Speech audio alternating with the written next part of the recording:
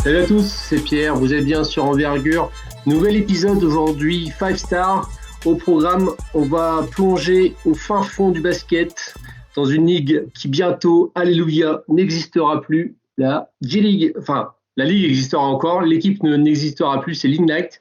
Et heureusement, parce que ça fut un vrai calvaire. Et c'est pas Manu qui est avec moi et Julien qui vont dire le contraire. Salut messieurs. Salut Pierre. Bonjour.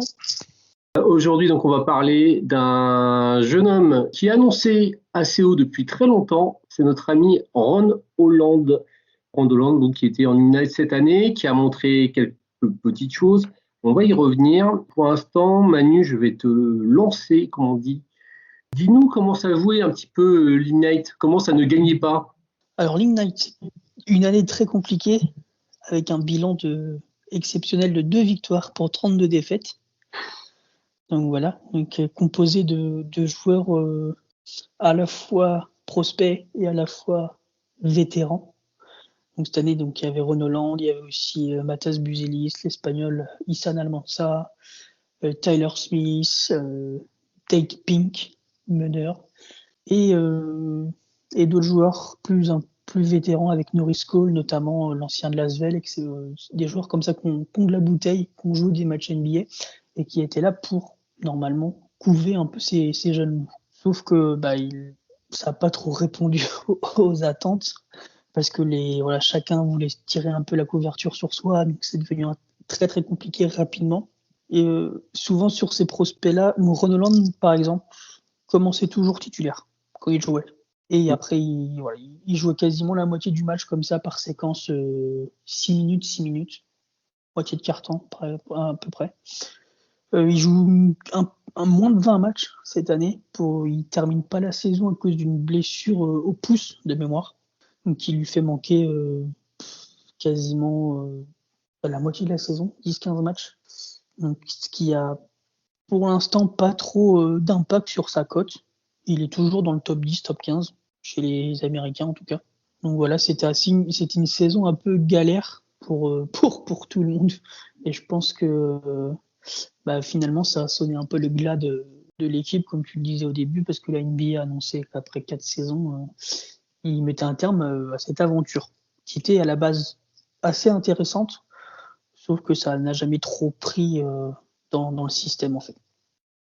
Exactement, ça n'a pas trop pris. En plus de ça, au collège basketball, ils se sont mis à pouvoir toucher de l'argent et plutôt assez correctement, donc une vraie concurrence aussi de ce côté-là. Donc tout ça mélangé, peut-être que ça fait aussi le fait que l'Ignite va s'arrêter. On va parler donc de Ron Holland. Je vais vous donner comme d'habitude les stats bruts du jeune homme. 19,5 points par match, 6,7 rebonds, 3 passes, 2 interceptions. Moins d'un compte par match, 3 balles perdues et 3 fautes. Voilà grosso modo. Et au niveau des pourcentages, ça fait 44% au général, 75% au lancer franc et un tout petit 24% à 3 points. Manu, dis-moi pourquoi les scouts ont regardé Ron Holland. Annoncé comme un prospect 5 étoiles à la fin de son cursus à Duncanville, au Texas, chez lui au Texas. Où il a été assez intéressant. C'est lui qui était le leader de l'équipe sur les dernières années. Il les emmène au titre d'État. Il joue aussi le Geico National, donc c'est le tournoi final avec tous les meilleurs programmes lycéens du pays. Il a été aussi très très bon avec Team USA. Donc il est médaille d'or avec les U16 Amérique en 2021 et médaille d'or au championnat du monde U17 à Malaga en Espagne où j'étais. Donc j'ai pu le voir en vrai. Et puis c'est un mec qui a toujours performé comme ça de façon régulière en fait quand il était en jeune. Et là il s'est un peu pris un mur, je trouve. Mais c'est de par ce passif-là de gros talent en jeune qu'il est regardé et annoncé très très haut. Qu'est-ce qui marque le plus chez lui dans son jeu? Quelle est la qualité première quand on voit jouer Ron Holland? Qu'est-ce qu'on voit directement? Quelle est l'évidence en fait pour ce Moi, chez lui, ce que j'aime le plus, c'est son côté slasher. où il est très très bon notamment sur les phases d'open court en transition. Même sur phases arrêtées, on a vu cette année par Flash qu'il a été très très intéressant. Une fois qu'il a passé son corps sur le premier pas, il est quasiment inarrêtable par sa vitesse d'exécution et aussi sa capacité à très très bien finir près du cercle, où est capable de désaxer, de battre le défenseur, que ce soit au sol ou en l'air. C'était vraiment intéressant. Pour moi, c'est son gros point fort aujourd'hui. Julien, même question, on va rappeler que il est né en juillet 2005, notre ami Ron Holland, et qui fait 2,03 m, enfin c'est ce qui est annoncé, avec 2,8 m d'envergure pour 93 kg. Oui, il faut présenter son physique parce que ça fait partie quand même de ses qualités. Exactement. C'est un ailier. Alors moi j'avais noté grand, mais il y a un point d'interrogation sur la taille, donc c'est à mettre entre guillemets peut-être. Grand, c'est un athlète très vertical. Il faut en parler quand même. Enfin, très vertical. C'est un athlète vertical qui va très vite, comme l'a dit Manu, quand il se déplace horizontalement et qui a une vitesse et une explosivité qui est assez remarquable quand il est lancé. Du coup, ses qualités physiques, ça le rend polyvalent. Enfin, polyvalent, ça le rend polyvalent en attaque et en défense. Donc, pour continuer sur l'attaque, c'est vrai que c'est un slasher assez fort. Il agresse beaucoup le cercle grâce à ses qualités athlétiques et de vitesse. Et puis, je pense qu'on peut parler quand même de sa qualité au contact, quoi. Quand il finit ses drives, il est capable d'absorber les contacts et de finir. Et ça, c'est pas mal, quoi. Et puis, en fait, alors, ces qualités-là, au niveau de la projection, ça permet d'imaginer que ça va être un joueur qui pourrait, s'il arrive à shooter, parce qu'il va falloir qu'on reparle de son shoot, s'il arrive à shooter à 3, qui va pouvoir attaquer les close-out, qui va être un fort joueur potentiellement en cut aussi, ou sur end-off. En tout cas, si l'attaque lui permet de se lancer, ouais, c'est un joueur qui est fort en pénétration. Moi, j'avais noté dans les qualités aussi un truc que j'aime assez bien chez lui, c'est le côté moteur, très energizer. Est-ce que ça, c'est un truc qui est pour vous aussi assez prédominant dans son jeu, Manu? Moi, je l'ai plus vu avec les jeunes, avec Team USA, notamment sur le U17, où effectivement, il était très en train, très vers l'attaque, très en train de supporter, voilà, toujours actif, que ce soit sur le terrain ou en dehors du terrain. C'était vraiment intéressant de le voir comme ça, effectivement. Après, je trouve que à l'écran en tout cas, ça se voit un peu moins.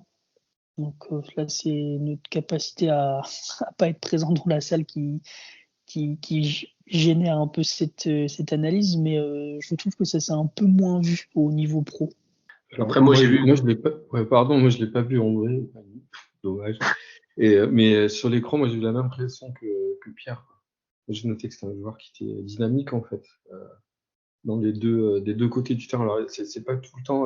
Il a des phases où il est très dynamique en attaque et en défense. Et c'est vrai que parfois, on sent un petit peu de relâchement, quoi. Moi, je l'ai vu, c'est sur certains flashs où on sent que vraiment, il s'assure vraiment que le ballon rentre dans le panier et qu'il il va au bon offensif. Il se bat vraiment. Enfin, on a l'impression d'un joueur qui en tout cas sur les phases offensives, est déterminé à mettre le ballon dans le panier. Maintenant, je vous propose, donc ça c'est pour ses grosses qualités, je pense qu'on a fait à peu près le tour. Comme tu l'as dit, Manu, sa cote ne baisse pas, mais c'est peut-être pas forcément de son fait, mais peut-être aussi du fait de la QV qui est quand même assez spéciale. Ça, c'est un grand débat qu'on pourrait tout savoir. Et d'ailleurs, n'hésitez pas à commenter si vous êtes d'accord avec ça ou pas du tout quand vous allez écouter le pod.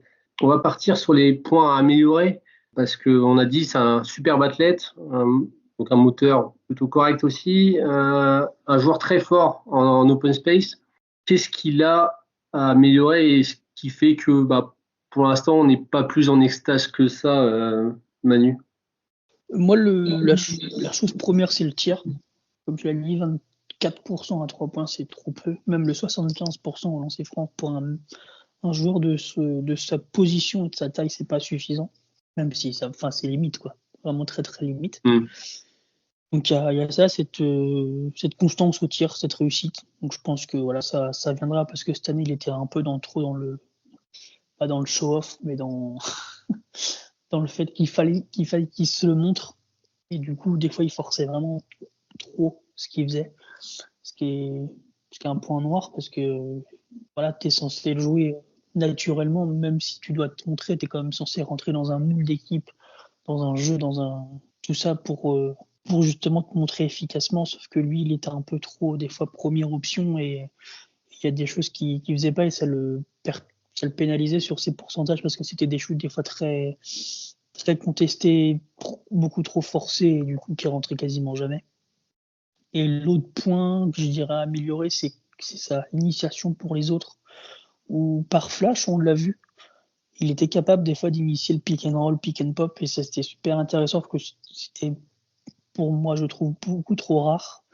Et en fait, si le fait qu'il soit vraiment à moins de 2 mètres comme on a pu entendre, et pas à 2 mètres 0,3, 0,4 comme on peut voir sur ses fiches sur internet, bah, ça va être quelque chose qu'il va être obligé d'apprendre et de faire plus constamment en NBA parce qu'autrement, s'il est vraiment que sur du slash, ça va être beaucoup trop limité et assez facile à défendre finalement. Même sur une NBA qui est très spacing, qui est très écartée, où le chemin du cercle est souvent ouvert, s'il fait que ça et rien à côté, ça peut être très délicat, je trouve. Ouais, complètement. Pour aller dans ton sens, Manu, comme tu l'as dit, 26% d'usage rate, donc ce qui est assez conséquent pour un ailier. Donc ça montre aussi qu'il a pas mal joué tous les ballons, ce garçon. Julien, sur ces choses à travailler pour Ron Holland. Ouais, avant de partir sur la défense, on peut souligner qu'au niveau du jeu collectif, de la création pour les autres, il a quand même un ratio passe décisive turnover qui est un peu pourri, quoi. Alors, d'où ça vient, c'est des passes un petit peu hasardeuses quand il fait du drive and kick, peut-être.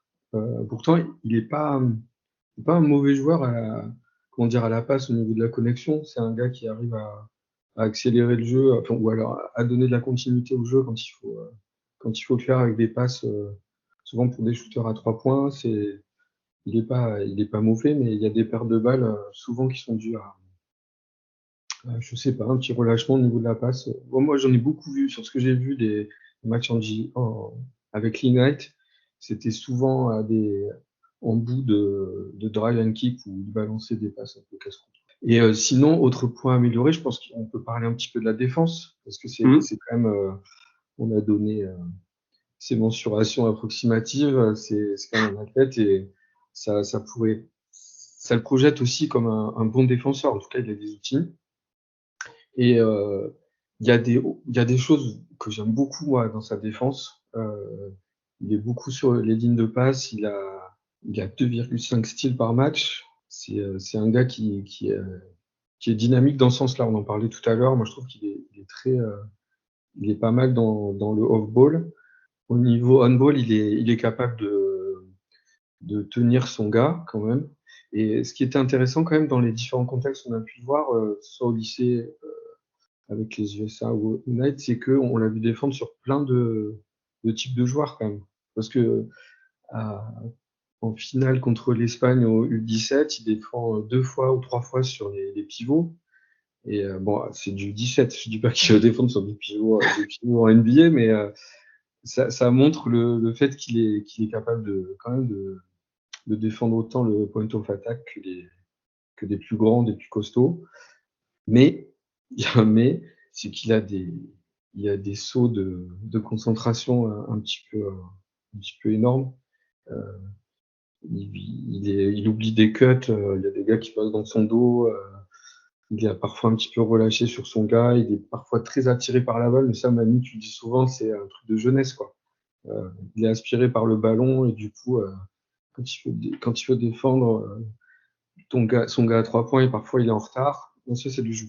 Pas mal de tours et je pense que c'est quelque chose qu'il va falloir observer pour plus tard pour qu'il soit plus efficace en défense. Parce que je pense qu'on va en reparler, mais ça va être aussi une des clés pour qu'il reste sur un terrain. Manu, sur la défense de Ron Holland. Moi, ce que j'aime particulièrement, ça rejoint un peu ce que dit Julien sur les steals, c'est sa défense sans ballon. Je trouve qu'il est vraiment intéressant de ce point de vue-là, où il est actif sur les lignes de passe. Il a toujours le regard qui navigue entre ballon et son joueur. Et sur les aides défensives aussi, il est très très bon là-dessus, où il a cette capacité d'aller gêner la réception du ballon ou aller au contre. Moi, c'est vraiment ça qui m'a marqué chez lui en défense, c'est ce côté sans ballon. Parce que on ball, moi, sur en contre 1, je l'ai trouvé un peu moins intéressant, même si je rejoins Julien sur sa capacité à défendre plusieurs postes, notamment les meneurs et arrière-ailiers. C'est parce que sa latéralité reste intéressante.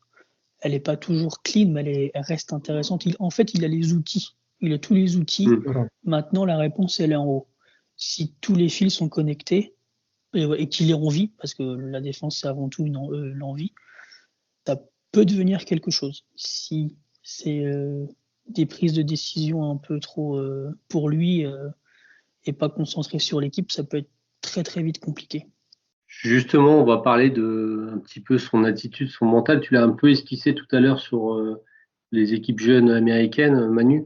Comment un garçon qui a beaucoup perdu, qui a connu, enfin cette année en tout cas, qu'est-ce qui dégage sur un terrain? Est-ce que c'est quelqu'un on a l'impression qu'il était un peu accablé sur le faible échantillon qu'on a, hein, parce que tu l'as dit, il a fait que la moitié de la saison de Ignite. Quel genre de joueur c'est? Déjà, je vais appuyer sur ton point sur le fait qu'on a été limité en fait en termes de vision, de film, parce que la G-League Ignite, il n'y a eu que quelques matchs qui étaient diffusés sur YouTube et il faut aller les chercher au fin fond de leur site internet. Du coup, on n'a pas eu accès à énormément de matchs. Donc c'est assez compliqué de répondre à ça. Donc moi, comme j'ai eu l'opportunité de le voir en vrai il y a quelques temps, je vais plus me baser là-dessus. Ça rejoint un peu ce que j'ai dit au début, c'est vraiment un joueur qui était toujours actif, très positif, que ce soit en dehors ou sur le terrain. Bon, il gagnait, donc c'était tout autre contexte. Mais c'était pas, en fait, le contexte-là, il était assez aussi intéressant parce qu'il n'était pas l'option numéro 1 de cette équipe-là aux États-Unis, au U17. Donc c'était vraiment une option d'attaque, mais c'était pas du tout. Enfin, c'était très très bien coaché aussi. Donc chacun a trouvé son rôle, mais juste pour vous dire les joueurs qu'il y avait: Cooper Flagg, Sean Stewart qui est aujourd'hui à Duke, Hassan Newell qui va signer à Georgia, qui joue à Montverde, donc l'une des meilleures équipes du pays aux États-Unis. Ian Jackson, qui est l'un des tout meilleurs arrières des États-Unis, qui va signer à UNC. DJ Wagner, qui est cette année à Kentucky. Carter Knox, qui est au Overtime Elite, le frère de Kevin Knox. Donc voilà, c'est des noms. Coapit, David Castillo, Jeremy Fears, c'est des noms qu'on va réentendre très prochainement. Et en fait, il s'est très très bien fondu dans ce moule-là, en fait. Et il performait, en fait, tout simplement. Ce qui était un peu moins le cas au Ignite, parce qu'il était devenu l'option numéro 1 d'une équipe dans laquelle il doit se montrer, il doit être l'option numéro 1, sauf que finalement, c'est pas son rôle. Il n'a pas encore le talent, ni la capacité, ni l'aura pour être l'option numéro 1 d'une équipe professionnelle. Peut-être qu'il le sera dans 5 ans. Je dis pas, mais pour l'instant, en tout cas, moi, je le trouve malheureusement limité. Le rôle était trop grand pour lui, finalement. Ouais, ce rôle au U17, ça lui allait bien, puis ça justifie ce qu'on projetait sur lui, un two-way player, en fait. Parce que très polyvalent en défense, on en a parlé, très polyvalent en attaque aussi, où parfois il remontait la balle, il aidait les meneurs à monter le ballon, il faisait des screens, il cutait, il a shooté à 3 points plutôt. Alors, c'est pas extraordinaire, mais il a mis des gros shoots à 3 points aussi, notamment en finale. Donc c'est un type qui, au U17, on comprend pourquoi on pouvait le projeter assez haut.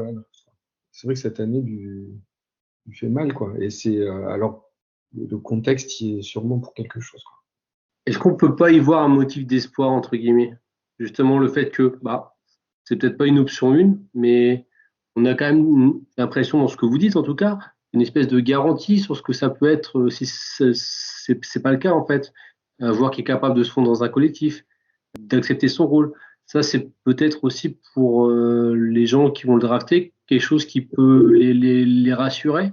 Et comment vous imaginez justement son adaptation à la NBA? Ce qui va être intéressant, je pense, déjà, les équipes vont se rendre compte quand ils l'auront face à eux, en interview et lors du combine et tout ça, l'heure des workouts, parce que ça peut faire monter et descendre des joueurs, cette affaire-là. Et en fait, là, ça va vraiment être son mindset. Est-ce que lui va comprendre, et voilà, entre guillemets, est-ce qu'il va comprendre qu'il est pas une option numéro une, comme on lui a demandé de l'être et demandé de prouver de l'être, et finalement, ça a pas réussi. Donc, est-ce qu'il va prendre cet échec comme un point positif et se dire, ok, je suis pas ce gars-là, c'est peut-être un peu fort, mais se remettre en question pour se fondre, comme tu disais, dans un effectif qui a besoin de lui, que ce soit en attaque ou en défense, par des rôles. Ça va être là que ça va être très intéressant de le voir, notamment sur la Summer League. Rien que là, on va voir déjà s'il a compris ça. Justement, là, j'ai lu un article cet après-midi avant le pod, et alors je sais pas si parce que quand on s'en va des articles, on a toujours l'impression que, enfin, le discours est très très policé, on a l'impression de dire tout le temps les mêmes phrases. Et là, il disait justement que voilà, il était venu à l'Ignite avec le but d'être numéro 1 draft, et que son but maintenant, c'était de fitter avec l'équipe qui allait le prendre, tu vois. Donc il a déjà le discours de dire, tu vois, c'est une interview, donc dans ce genre d'interview, tu dis, le gars va te dire, ouais, je vais tout faire pour être le premier, je vais tout casser, tu vois. Non, il dit pas ça, il dit, ok, je suis venu, et en fait, si je peux réaliser les deux rêves, c'est-à-dire être le meilleur joueur, le numéro 1 dans une équipe où je peux m'adapter, ben, je suis super heureux. Mais si je trouve une équipe où j'arrive à exprimer tout mon potentiel, ça va vraiment me faire plaisir. Donc, tu vois, je pense que ce processus, il a déjà commencé. S'il arrive à mettre ça en place, enfin, s'il le comprend, déjà, c'est une preuve de maturité et c'est un vrai bon point. Comment on imagine son rôle lors de son contrat rookie, surtout lors des premières années, messieurs? Je vais répéter ce que je dis à chaque podcast. Le contexte. S'il tombe dans une équipe très bien structurée, je pense que c'est ça qu'il lui faut en fait. Il lui faut une équipe structurée où il ait un rôle bien défini, comme c'était le cas avec Team USA finalement. Et il sait ce qu'il doit faire. Paf, paf. Il peut dépasser les limites de ce rôle-là parce qu'il a montré qu'il avait le talent pour des fois prendre feu. Donc, à un moment, vas-y, fais-toi plaisir sur ces moments-là. Mais je pense qu'il doit, voilà, le but pour lui, ce sera vraiment de respecter le rôle qui va lui être demandé en attaque comme en défense. Après, je ne sais pas trop si ça répond à ta question, mais après, je ne le vois pas être. Pour moi, sur son année 1, ce sera, je pense, un joueur de second unit pour commencer, voire selon où il atterrit, des allers-retours en D-League pour encore être cadré un peu plus, qu'il apprenne ce rôle. Puis aussi sans doute pour travailler le tir qui est quand même un chantier assez conséquent au niveau de la réussite. On rappelle, 24%. Ouais, mais après, tu vois, le tir, pour moi, c'est l'une des choses les plus simples à travailler. Ouais, je savais que tu allais dire ça. Tu vois, en fait, des fois, c'est que des petits détails, juste de placement de doigts, de finition, Non, puis en plus de ça, son tir n'a pas l'air cassé pour le coup, la mécanique. Ouais, c'est ça, tu vois, la forme est assez correcte, c'est assez droit, c'est pas Lonzo Ball, tu vois. Non, où la mécanique est vraiment dégueu, le ballon il partait à gauche, il retournait à droite, tu vois, il y avait un truc chelou. Là, c'est assez clean.